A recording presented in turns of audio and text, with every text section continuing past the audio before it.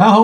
咁喺尋日星期一喺呢個英格蘭嘅利物浦咧就發生一宗咧即係慘劇，咁就係有一架車咧就係揸咗去人群嗰度咁撞傷好多人喎，咁咧就係呢單嘢咧都相當轟動一度咧係懷疑係呢個叫恐怖襲擊咁不如咧就係今日就係講呢單嘢啦。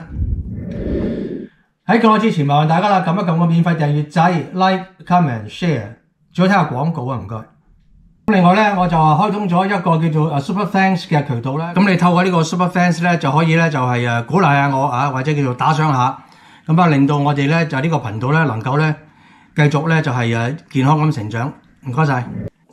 咁呢單嘢嘅事源係咩咧？就係呢個利物浦球隊咧就係再次奪得呢個英超聯嘅冠軍。咁咧就係喺呢個利物浦咧就係嗰度咧有一個叫遊行好多香港朋友都去參加我睇一啲嗰啲叫做社交媒體咧好高興咁但係咧就係慘劇就發生喺嗰個遊行結束之後嘅。咁根據資料咧就話有一架車就撞咗入去咧即係嘅人群裏邊，咁咧就造成咧就係超過40人受傷嘅，咁其中有27個咧就送咗去醫院包括咧4個細路咁咧就一個細路同埋一個大人咧就係傷勢嚴重即係可能入咗 ICU 啦未定。咁咧根據呢個警方講咧就話現場有4個人咧就係咧喺個車底嗰度咧就係困住嘅要消防或者要警方咧就係先救得出嚟嘅，就包括一個細路，即係話3個大人一個細路要喺車底嗰度掹翻出嚟。咁呢個警方咧就係反應好快即刻咧就係公佈咧呢個叫疑犯嗰個叫做個人身份啦，就係一個53歲嘅白人男人嗱，警方係非常之強調係白人同時咧就係排除係一個叫恐怖襲擊，即係話並不是一個恐怖襲擊。咁咧我就尋日就發生咗之後咧就係一路睇咗好多嗰啲資料包括好多叫做影片咧，因為現場好多人噶嘛，用手機拍低好多影片不同角度咁咧就係同埋一啲現場嘅人士咧嗰個叫描述個憶述所謂咁我咧就總括晒呢啲所有嘅嘢咧，咁我就得咗一啲結論啦咁想同大家分享一下咁首先咧就係好多朋友咧就係針對一樣嘢首先針對一樣嘢就係咧呢個英國警方咧就係好快脆咁咧就係表示嗰個遇事嘅司機即係個所謂兇手啦，就白人嚟㗎喎係嘛？咁佢就話車有冇搞錯上一次仲記得上一次引起呢個全國暴動咁就係咧嗰個叫做叫跳舞室即係個幼兒跳舞室裏邊就發生個兇案嘅，有個狂徒咧就係入到去咧就係殺死咗幾個細路仔4個好似，咁引起一時轟動亦都引起呢一啲叫做種族嘅矛盾，就係因為警方好耐都冇公布叫做兇手究竟係咩人，唔好講膚色咩人都唔知。咁最後當然大家知道啦都判咗刑添嘛，呢個兇手即係已經坐緊嘅。咁咧係一個有色人種嚟嘅就係咧喺呢個英國出世嘅，喺威爾斯出世嘅，喺南威爾斯喺卡迪夫城嗰度咧就係住過添其實就係一個 local 嘅外族即係外族人士，即係有膚色嘅人士。咁點解警方當時即係唔肯講佢係咩人咧係嘛，或者咩膚色咧？梗係啦，一講咗之後好大鑊噶嘛係嘛？哇！原來係呢類人做咗一啲咁嘅行為，我諗即時唔知全國暴動，我諗成個你話齋嗰啲有色人種嘅社區俾人反轉一次。咁最後醜婦都要見家翁，當然呢個兇手嘅身份被揭發啦，而嗰個叫種族矛盾衝突亦都不能避免度度都有一啲叫做暴亂嘅出現咁呢次又點解咁快公佈咧？梗係啦，如果你唔公佈嘅話，咪重蹈上一次嘅覆轍你唔講，好多人會亂講，甚至乎咧就係將嗰件事咧就惡化明明係一個白人，可能佢講到係一個黑人啦，或者係一啲叫中東嚟嘅難民咁樣，咁嗰個情況可能一發不可收拾都未定。所以呢次警方咧火速咁樣話俾你聽定啲呢個係白人嚟嘅咁就可以化解咗咧就一啲叫疑慮咁我個人認為咧就係無論點都好，發生咗之後你係就唔好講，即係佢係咩人你都唔好講，白人又好黑人又好中國人又好非洲人咩唔講，一係你就全部都講。咁但係喺而家英國嗰個社會嗰個叫做氣氛裏邊咧，的確係嘅，好多嘢顧忌嘅，明唔明啊？少少嘢咧都會引發一啲叫種族嗰個叫做衝突啊，係嘛？咁歸根究底，點解會咁樣咧？就係英國政府長久以嚟喺呢個叫做非法入境移民嗰個政策，嗱唔係正常移民嘅政策，係非法入境嗰個政策咧徹底失敗，同時喺控制嗰個叫移民人口上面咧，亦都係失敗，而導致而家呢個咁嘅後果，即係話邊個人犯案你都唔敢講，因為係會即時引爆呢個叫做種族衝突，責任全部喺晒政府嗰度，我哋甚至乎其他人有色人種又好，白人都好，佢哋都係受害者。好，講翻呢單案嗱，咁我睇晒所有嗰啲 video 啦，睇晒所有嗰啲現場人士嗰啲描述咧，我大概咧已經知道咧嗰個叫做嗰個 picture 即係嗰個概況，即係點樣發生嘅，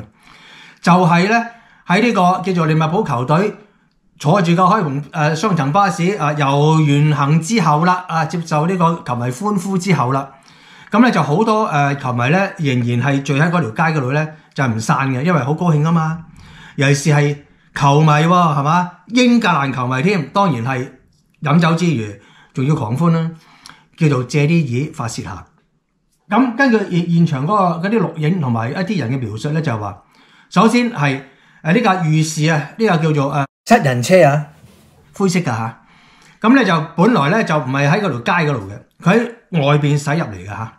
咁咧就係根據今日咧就最新嗰個警方嗰個叫做update 咧，就係話懷疑呢架咁嘅貨 van 仔咧係跟住一架救傷車入到去遇事現場啊！而有目擊者亦都睇到就係話喺街尾咧，本來係有警車喺度嘅。咁呢架灰色車咧就繞過嗰架警車甚至乎係跟住嗰個叫十字車咧救傷車咧係入到去嗰條街嗰度。而途中係並冇任何叫做警察啦，或者係維持秩序嘅執法人員咧去阻止佢嘅，即係話咧任得佢入咗去。而喺呢啲咁嘅片段裏邊咧，亦都清楚見到咧係有部十字車咧喺附近㗎，停咗喺側根嗰度嘅。咁但係咧呢架車咧之後咧就唔係跟住個十字車行啦，當然跟住係自己行啦。佢行到半路，發覺咦唔對路喎，前面咧原來嗰條路唔通喎，擠滿人，根本都行唔到。咁佢係猶豫之際咧，就停咗喺度。咁你知㗎啦，人多當然係咧即係好麻煩嘅，係嘛？正所謂一呼百應同埋咧你好難免有一啲人飲大兩杯就搞事嘅。尤其是英國嘅足球流氓非常之出名。咁喺呢位叫做駕車呢位53歲呢位遇事嘅呢位司機咧，就發覺唔對路咧，就開始咧想褪後即係想褪後出翻去啊！點知褪一褪之後咧，發覺後邊又有人喎。咁咧就激嬲咗後邊嗰啲人啊，所謂即係後邊有人噶嘛，你褪車撞到我咁樣，咁其中有一個咧着黑衫嘅就係呢位啦，就首先咧就埋咗攻擊呢架車嘅，拍佢嘅車啦，用拳頭去打佢嗰啲玻璃窗啦，係嘛，試圖咧就係仲襲擊嗰個司機嘅添。咁跟住咧有一個着白衫就係呢個啦，就走埋去咧就係變本加厲咧，用腳去踢甩咗佢嗰個叫做水潑踢甩咗之後咧，仲要用腳踢嗰個叫後邊嗰塊玻璃窗。試圖咧就係打爛塊玻璃窗，咁俾着我都驚啦，係嘛？如果我一個司機，我真係驚啊！嗱，你落車你係死，落車係實俾人打，唔落車嘅咁，哇！嗰架車係插埋係嘛？咁情急之際咧就再想褪後，咁咧就係差啲撞到白色衫呢個男人啊，所謂咁就激嬲咗呢個男人啦。其實唔激都嬲啦呢個男人，咁咧就係再向前駛嘅時候咧，咁呢個白色衫嘅男人咧，嗱睇下圖片咧，佢就係追埋去咧。就係再襲擊呢個七人車嘅，就連同第一個着黑衫嘅男人咧，就一齊追上去啦。喺呢個時候就引起其他人嘅和應啊！咁喺呢個時候咧，佢架車咧仲未狂衝啊！如果你睇過啲片嘅呢啲朋友都知道，仲未狂衝嘅，佢就係俾一紮人追嘅時候咧就狂衝啦，開始即係開始咧嗰個司機啊，即係英文叫 panic 㗎，叫做即係驚到失控啊！即係直情成個人咧，即係可以講叫精神已經出現一個叫難以控制嗰個狀況啦。就向前面嘅人群去衝。咁當時咧就唔知佢點解要咁做。我真係唔知啊！佢真係唔收油啊！就好似咧打保齡咁咧，真係撞低好多人，真係好恐怖嚇。咁到最後咧就係撞低咗幾十人啦，當然係就先至喺馬路中心停低下面仲夾住4個陰公。嗰陣時先至俾啲人圍住，可能擁住佢啦，或者點樣啦，打爛玻璃窗或者制止佢再踩油之類啦，先至制止到佢架車停咗喺度。嗱，你問邊個應該負最大責任？都係個司機。個司機係要負最大責任，但係佢唔係負全責啊！嗱，佢係負最大責任啫。點解咧？喺英國住得耐嘅朋友都知道，如果你見到前面咁大扎人，總之係球迷喎，係咪？即係你行開啦，你直情唔好仲要駛入去，你真係嫌命長咩？係咪？第一個責任人當然係佢咯。就算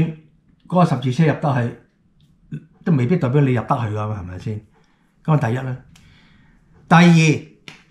有警車喺度嘅喎。嗱，你現場你見到嗰啲黃衫咧，啊，你睇片咧，黃色衫嗰啲咧就係警察嚟㗎，都有10、20個喺度嘅。點解當時架車入去嘅時候冇警察攔住佢唔俾佢入咧？定係當時嗰條路已經解封係可以俾車入咧？見到話佢附近咧都有啲私家車1、2架牌喺度嘅喎。就算俾車入，你都唔好入啦。根據現場嘅朋友講啊，佢話架咁嘅7人車啊，仲喺度撥人啊，即係話咧撥嗰啲人，喂，你行開啦，俾我行啦咁樣啊！大家要知道啊，喺英國揸車咧唔可以隨便撥人嘅，就算前面有人阻住你都好啦，真係唔好輕易咁樣撳嗰個按啊，真係好麻煩噶。喺呢度揸車，你隨便去撥撥咁樣咧，即係鬧人噶啦，係好容易會引起呢個誤會啊，甚至乎咧係引起嗰啲個衝突係嘛？可能就係因為呢位司機本身即係覺得咦衰咗，都仲真係撥人，而引致有一部分嘅人嗰個情緒開始激動。咁如果係叫做和平啲嘅解決問題，好簡單，稍為理智啲，我講啲球迷啊，就會咧就係讓呢個路俾佢褪開，俾佢褪翻出去嗱，你前無去路啊嘛，咁咪譬如揾啲球迷啦，理智啲嘅啦，或者叫嗰啲衝動啲嘅，冇，俾佢出去，唔好引致呢個意外係嘛，慢慢褪翻出去，其實就可以好輕易咁樣咧解決到個問題啦。但係出現咗兩個關鍵嘅人物，呢兩個人咧就係頭先我所講嘅一個黑衫，一個白衫。呢一個遇事嘅司機咧，我當佢係一個炸彈，但係如果你唔點火引爆佢咧，佢唔會爆炸傷到人噶嘛。呢兩個人，一個黑衫，一個白衫，就係負責引爆呢個炸彈嘅主要嘅元兇。首先就算呢架車入咗去即係喺度撥你都好，你都唔需要去咁激動即係破壞嗰架車啊嘛。因為你咁樣打佢架車嘅話咧，係屬於刑事毀壞噶嘛，係嘛？大家都知。同時你係球迷啫，嗰條路你霸咗，你人多唔係代表你可以亂嚟噶嘛。而且在場係有警察維持秩序，我就唔知道點解嗰啲警察去咗邊係嘛？點解唔出嚟制止佢去攻擊呢架車咧？你係會知道個後果係會點嘅。去到最後發生咩事，大家都知啦，就係令到揸車呢位司機產生一個恐懼到就係話精神可能崩潰咗啦，咪發生個咁嘅慘劇咯。而警方不列呢一個叫做意外為恐怖襲擊，亦都係啱嘅，因為冇預謀啊嘛。如果佢真係恐怖分子進行恐怖襲擊嘅，首先死咗嗰兩個就係白衫同埋黑衫先啦，係嘛？仲俾你喺度揼，佢一入嚟已經踩油係嘛？由巷頭踩到巷尾啦，係嘛？如果恐怖襲擊嘅話，如果佢係恐怖分子嘅話，總結呢單嘢係可以避免嘅。首先就係呢個司機。我唔知佢腦佢諗緊乜嘢佢仲係白人，即係本地人啦我當你係本地人，因為白人咧可以係東歐嚟得噶嘛，因為好多移民都係白人嚟噶嘛。嗱，我唔理緊咩人，你個腦諗緊乜嘢？啱啱勝利巡行係嘛？飲大兩杯成扎嗰啲嘛足球球迷喺裏邊嗰度狂歡我仲喺度玩緊 wet 緊，你揸車入去。第二，點解差人會俾佢入去咧？點解冇人嘗試阻止佢駛入去咧？我覺得呢個係警方嘅責任。第三，警察應該咧要追究乜嘢？追究嗰個黑衫同埋白衫呢兩個人，因為呢兩個人咧就係咧唔好話間接係直接挑動到現場群眾嘅嗰個叫情緒，亦都係直接令到揸車嗰個司機叫做恐慌 panic， 而導致一個咁嘅慘劇。呢兩個人就係呢單叫做慘劇嘅一個關鍵人物。如果係要追究嘅，連呢兩個人都要拘捕，必定要拘捕。咁啊，即係都係嗰句啦。嗱，大家如果喺呢度生活嘅話咧，真係嘅見到人多咧，真係唔好行埋去嚇。即係譬如你唔關你事嘅，你真係唔好行埋去。另外咧，揸車又要小心啲，善用你嗰個叫做嗰個安啊，因為嚟講咧，響安咧就唔係隨便響嘅英國嚇。因為好多朋友可能喺香港好習慣響安㗎嘛，係又響安唔係響安，喺呢度唔係㗎，千祈唔好隨便咁響安啊！唔關你事都變得關你事。其實咧呢一類咁嘅慘劇咧，就唔係話咧一個人兩個人咧可以促成，係要一連串嘅巧合咧先至會發生嘅。好似呢單嘢咁樣，首先嗰個司機都唔知發咩神經，竟然咧揸咗去叫做球迷嗰度人群嗰度。第二入去之前，竟然就冇警察去阻止佢唔俾佢入。第三就有出現一啲咁激動嘅球迷，或者一啲搞事分子，甚至乎我可以形容呢啲人咧就係足球流氓，咁咧就係挑起一啲叫做無謂嘅事端，而產生一個咁嘅後果嚇。正所謂閒事莫理，閒地莫企呢啲咁嘅老生常談嘅嘢，真係要好好記住啊！否則咧真係衰咗都唔知咩事啊！唔該晒，麻煩大家 subscribe、like、comment、share， 撳埋個鐘仔，有可能嘅睇埋廣告啊！唔該晒。